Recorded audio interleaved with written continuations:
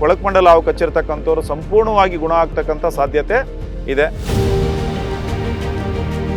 ಸಕ್ಕರೆ ಕಾಯಿಲೆಗೂ ಕೂಡ ನಾನು ಔಷಧಿನ ಕೊಡ್ತಾ ಇದ್ದೀನಿ. ಎಲ್ಲ ಗಿಡಮೂಲಿಕೆಯ ಔಷಧಿಗಳು. ಡಿಸ್ಕ್ ಸ್ಲಿಪ್ ಆಗಿದೆ ಅಂಥವ್ರಿಗೂ ಕೂಡ ನಾನು ಸರಿ ಮಾಡುವಂಥದ್ದು. ಸೋರಿಯಾಸಿಸ್ಗೂ ಕೂಡ ಔಷಧಿನ ಕೊಡ್ತಾ ಇದ್ದೀನಿ. ಪಾದಗಳ ನೋವು ಬಂದಾಗ ಏನು ಮಾಡ್ತಾ ಇದ್ರು ಅಂದರೆ ಅವರ ಪಾದದ ಕೆಳಭಾಗಕ್ಕೆ ಕಟ್ತಾ ಇದ್ರು.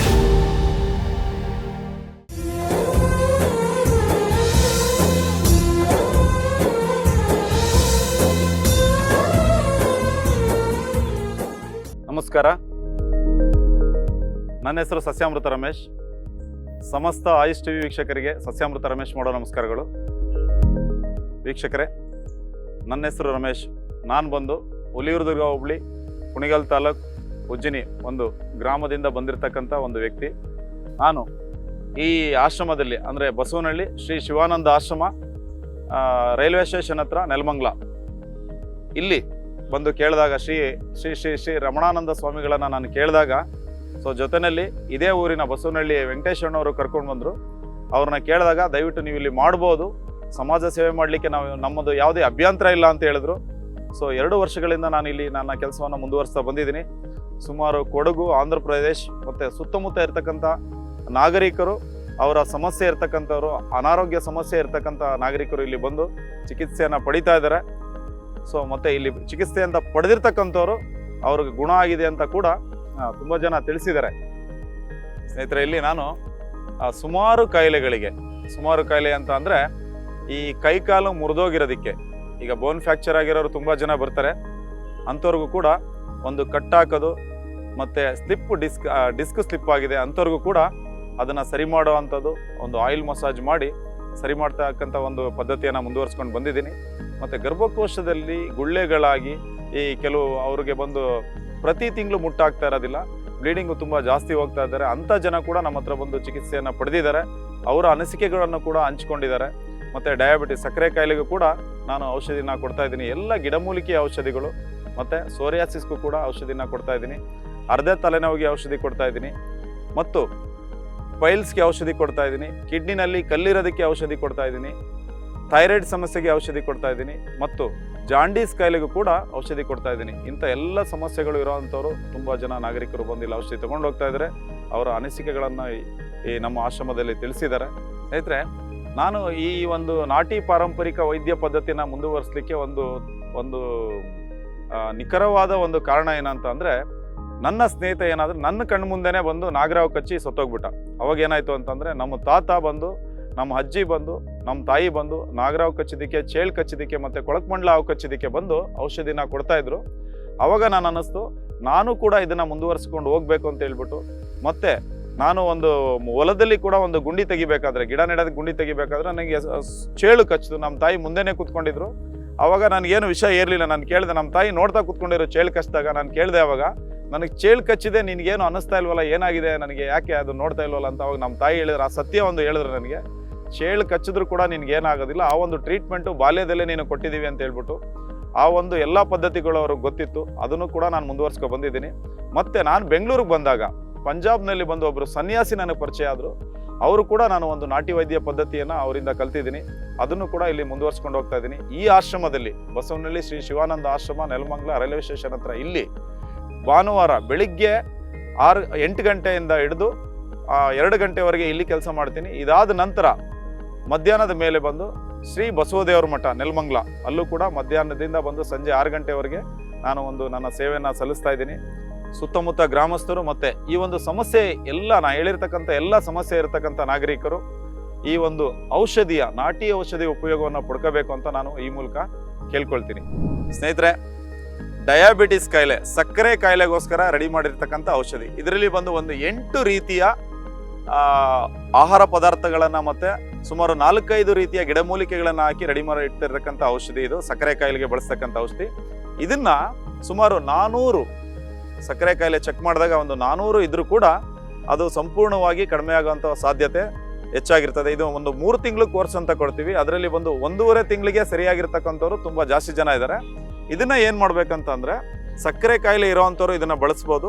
ಬೆಳಿಗ್ಗೆ ಖಾಲಿ ಹೊಟ್ಟೆನಲ್ಲಿ ಬಿಸಿ ನೀರೊಳಗಡೆ ಅರ್ಧ ಸ್ಪೂನ್ ತಗೋಬೇಕು, ಮತ್ತೆ ಸಂಜೆ ಅರ್ಧ ಸ್ಪೂನ್ ತಗೋಬೇಕಾಗುತ್ತೆ. ಊಟದ ನಂತರ ಇದನ್ನ ತಗೊಂಡ್ರೆ ಸಂಪೂರ್ಣವಾಗಿ 15 ದಿವಸದೊಳಗಡೆ ಶುಗರ್ 400 ಇದ್ರೂ ಕೂಡ ಕಡಿಮೆ ಆಗುವಂಥ ಸಾಧ್ಯತೆ ಅತಿ ಹೆಚ್ಚಾಗಿದೆ.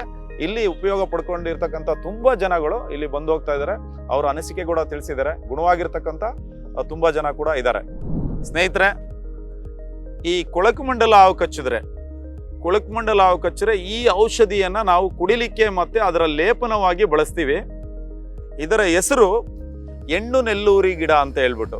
ಇದು ಎಲ್ಲ ಕಡೆ ಕಾಣಸಿಗೋದಿಲ್ಲ. ಸಾಮಾನ್ಯವಾಗಿ ಇದು ಒಂದು ಗಿಡ ಮತ್ತು ಏನು ತುಂಬ ಅತಿ ಹೆಚ್ಚಾಗಿ ಮರಗಿಡಗಳು ಇರ್ತಕ್ಕಂಥ ಪ್ರದೇಶಗಳಲ್ಲಿ ಇದು ಕಾಣಸಿಗುತ್ತೆ. ಇದನ್ನ ಏನು ಮಾಡ್ತೀವಿ ಅಂತಂದರೆ ಹೆಣ್ಣು ನೆಲ್ಲೂರಿ ಗಿಡ. ಇದರಲ್ಲಿ 2 ಜಾತಿ ಇದೆ. ಹೆಣ್ಣು ನೆಲ್ಲೂರಿ ಗಿಡದ ಎಲೆಗಳು ನೋಡಿ ಇಷ್ಟೊಂದು ಚಿಕ್ಕದಾಗಿರ್ತದೆ. ಆದರೆ ಗಂಡು ನೆಲ್ಲೂರಿ ಗಿಡದ ಎಲೆಗಳು ಇದೇ ರೀತಿ ಇರುತ್ತೆ. ಆದರೆ ಅದರ ಎಲೆಗಳ ಗಾತ್ರ ತುಂಬ ದೊಡ್ಡದಾಗಿರುತ್ತೆ.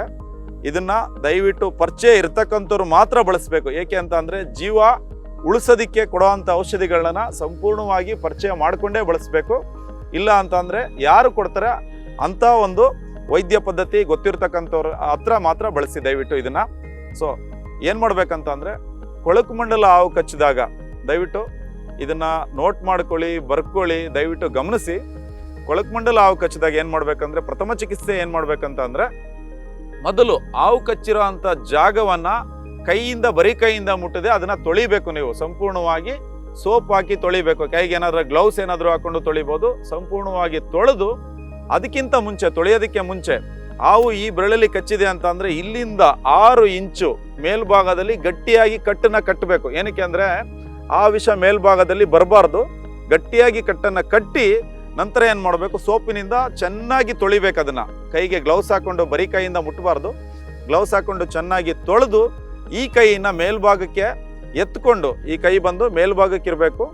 ಇದನ್ನು ಕೆಳಭಾಗಕ್ಕೆ ಬಿಡಬೇಡಿ. ಏಕೆಂದರೆ ರಕ್ತ ಸಂಚಾರ ಕೆಳಗಡೆ ಹೋಗಬಾರ್ದು. ಮತ್ತು ಕಚ್ಚಿರ್ತಕ್ಕಂಥ ಜಾಗದಲ್ಲಿರ್ತಕ್ಕಂಥ ರಕ್ತ ಮೇಲ್ಭಾಗಕ್ಕೆ ಬರಬಾರ್ದು. ಅದು ರಕ್ತದ ಜೊತೆಗೆ ಬೆರೆತ್ರೆ ಸಂಪೂರ್ಣವಾಗಿ ಆ ರಕ್ತ ಹಾಳಾಗ್ತಾ ಹೋಗುತ್ತೆ.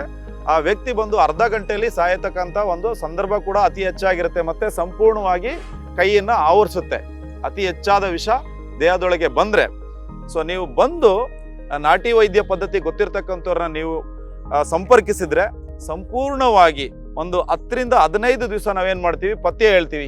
ಈ ಔಷಧಿಯನ್ನು ಕೊಟ್ಟು ಪಥ್ಯ ಹೇಳ್ತೀವಿ. ಈ ಔಷಧಿಯನ್ನು ಬಂದು ಮಜ್ಜಿಗೆ, ಸಪ್ಪೆ ಮಜ್ಜಿಗೆ ಜೊತೆಯಲ್ಲಿ, ಉಪ್ಪು ಹಾಕದೇ ಇರತಕ್ಕಂಥ ಮಜ್ಜಿಗೆ ಜೊತೆಯಲ್ಲಿ ಇದನ್ನು ಹರಿದು ಚೆನ್ನಾಗಿ ಕುಡಿಲಿಕ್ಕೆ ಹೇಳ್ತೀವಿ. ಮತ್ತು ಅದರ ಲೇಪನವನ್ನು ಮಾಡಲಿಕ್ಕೆ ಹೇಳ್ತೀವಿ. ಆ ಕೊಳಕು ಮಂಡಲ ಹಾವು ಕಚ್ಚಿರ್ತಕ್ಕಂಥವ್ರು ಸಂಪೂರ್ಣವಾಗಿ ಗುಣ ಆಗ್ತಕ್ಕಂಥ ಸಾಧ್ಯತೆ ಇದೆ. ದಯವಿಟ್ಟು ಈ ಒಂದು ಸಮಸ್ಯೆ ಇರ್ತಕ್ಕಂಥವ್ರು ನಮ್ಮ ಒಂದು ಆಶ್ರಮದ ಅಡ್ರೆಸ್ಸನ್ನು ಸಂಪರ್ಕಿಸಬಹುದು.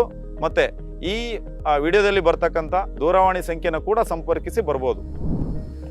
ಸ್ನೇಹಿತರೆ, ಇದು ನೆಲನೆಲ್ಲಿ ಅಂತ ಹೇಳ್ಬಿಟ್ಟು, ಈ ನೆಲನೆಲ್ಲಿಯನ್ನು ಬಂದು ಜಾಂಡೀಸ್ ಕಾಯಿಲೆ ಇರ್ತಕ್ಕಂಥವ್ರು ಇದನ್ನು ಯಾರು ಬೇಕಾದರೂ ಹುಡುಕ್ಬೋದು. ನೆಲನೆಲ್ಲಿಕಾಯಿನ ಸಣ್ಣದಾಗಿರ್ತಕ್ಕಂಥ ಒಂದು ಎಲೆಯನ್ನು ಹೊಂದಿರತಕ್ಕಂಥ ಒಂದು ಗಿಡ. ಇದು ಸಂಪೂರ್ಣವಾಗಿ ನಮ್ಮ ಬೆಂಗಳೂರು ಗ್ರಾಮಾಂತರ ಪ್ರದೇಶ ಮತ್ತು ಬೆಂಗಳೂರು ನಗರ ಪ್ರದೇಶಗಳಲ್ಲೂ ಕಾಣಸಿಗುತ್ತೆ. ಇದು ಯಾರು ಬೇಕಾದರೂ ಇದನ್ನು ಬಳಸ್ಬೋದು. ಜಾಂಡೀಸ್ ಕಾಯಿಲೆ ನಿಮಗೆ ಖಚಿತವಾದ ನಂತರ ಇದನ್ನು ಬಳಸ್ಬೋದು.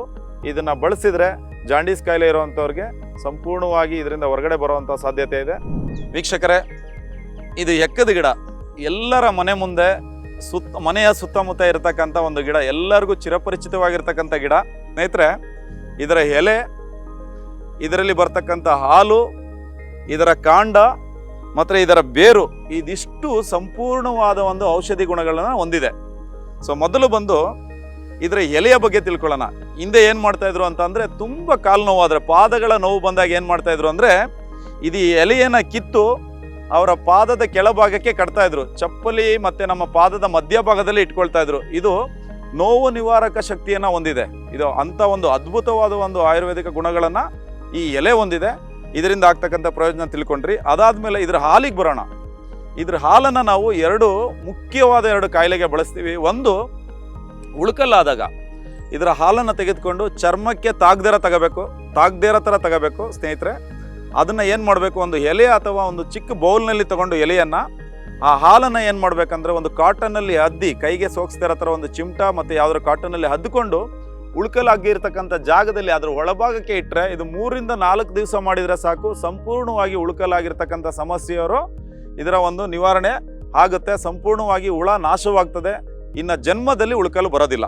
ಮತ್ತು ಇದರ ಬೇರು, ವೀಕ್ಷಕರೇ, ಇದರ ಬೇರು ಒಂದು ಅದ್ಭುತವಾದ ಒಂದು ಔಷಧಿ ಗುಣವನ್ನು ಹೊಂದಿದೆ. ಇದರ ಬೇರನ್ನು ತೆಗೆದುಕೊಂಡು ಅಥವಾ ಇದರ ಕಾಂಡ, ಬಲ್ತಿರ್ತಕ್ಕಂಥ ಕಾಂಡವನ್ನು ತೆಗೆದುಕೊಂಡು ಹೊಂಗೆ ಎಣ್ಣೆ ಅಥವಾ ಎಳ್ಳಿ ಎಣ್ಣೆಯಲ್ಲಿ ಚೆನ್ನಾಗಿ ಸಣ್ಣ ಉರಿನಲ್ಲಿ ಅದನ್ನು ಸಂಪೂರ್ಣವಾಗಿ ಒಂದು 10ರಿಂದ 15 ನಿಮಿಷ ಅದನ್ನು ಕಾಯಿಸಬೇಕು. ಈ ಕಾಯಿಸ್ತಕ್ಕಂಥ ಎಣ್ಣೆಯನ್ನು ತೆಗೆದುಕೊಂಡು ಎಲ್ಲಿ ನಮಗೆ ಆ ಚರ್ಮದ ವ್ಯಾಧಿಗಳಿದ್ದಾವೆ, ಸಣ್ಣ ಪುಟ್ಟ ಚರ್ಮದ ಕೆರೆತ ಮತ್ತು ಚರ್ಮದ ವ್ಯಾಧಿ ಇದೆ, ಆ ಜಾಗಕ್ಕೆ ಹಚ್ತಾ ಬಂದರೆ ಸಂಪೂರ್ಣವಾಗಿ ಆ ಚರ್ಮದ ವ್ಯಾಧಿ ಕೂಡ ಇದರಿಂದ ಶಮನವಾಗುತ್ತೆ. ಸ್ನೇಹಿತರೆ, ನಾನು ಇದುವರೆಗೆ ತಿಳಿಸಿರ್ತಕ್ಕಂಥ ಎಲ್ಲ ಕಾಯಿಲೆಗಳಿಗೂ ಕೂಡ ನಮ್ಮ ಮನೆಯಲ್ಲೇ ಮಾಡಿ ಮನೆಮದ್ದನ್ನು ಮಾಡಿಕೊಂಡು ಮತ್ತು ನಮ್ಮ ಸುತ್ತಮುತ್ತ ಸಿಗತಕ್ಕಂಥ ಗಿಡಮೂಲಿಕೆಗಳನ್ನು ಬಳಸಿ ನಮ್ಮ ಆರೋಗ್ಯವನ್ನು ಸುಸ್ಥಿತಿನಲ್ಲಿ ಇಟ್ಕೋಬೋದು ಅನ್ನೋದ್ರ ಬಗ್ಗೆ ಕೂಡ ಒಂದು ಸಂಪೂರ್ಣ ಮಾಹಿತಿಯನ್ನು ನಾನು ಕೊಟ್ಟಿದ್ದೀನಿ. ನಿಮಗೆ ಇನ್ನೂ ಹೆಚ್ಚಿನ ಮಾಹಿತಿ ಮತ್ತು ಹೆಚ್ಚಿನ ಚಿಕಿತ್ಸೆಗೆ ನಮ್ಮ ವಿಳಾಸ ಕಣ್ಣಿನ ಔಷಧಿಗೆ ಬಂದು ತೋಟದ ಗುಡ್ಡದಳ್ಳಿ, ಬೆಂಗಳೂರು. ನೀವು ಇಲ್ಲಿಗೆ ಸಂಪರ್ಕಿಸಬಹುದು.